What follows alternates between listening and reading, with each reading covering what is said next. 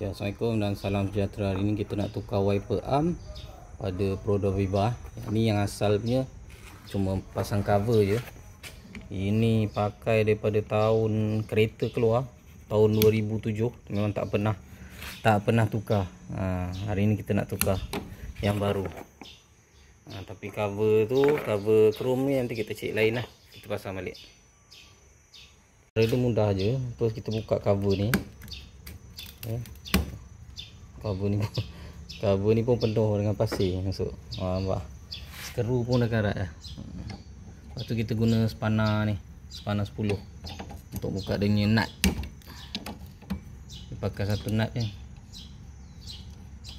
Nanti yang karat tu kita spray WD-40 ya. Lepas tu kita boleh keluarkan. Macam tu je. Lepas tu kita pasang yang baru, lepas tu kita masuk dekat sini. Ini yang baru punya. Pasang dia mudah je, dia pakai klip je. Nampak tu dia punya klip sini. Yang ini yang gemuk ni belah atas dia. Yang ni kita klip tu masuk kat sini. Kita masuk macam tu je. Lepas tu tekan. Okey, dah siap pasang. Nampak dia punya bentuk pun sama. Memang samalah dengan originalnya. Lepas tu bolehlah kita pasangkan dekat sini. Sebelum tu kita bersihkan dulu ni yang karat-karat ni. Kita dah bersihkan bekas karat ni, kita pasang lah. Kita bersihkan pakai WD-40 je.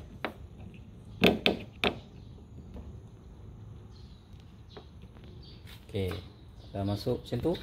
Kita ikatlah balik dia punya nut.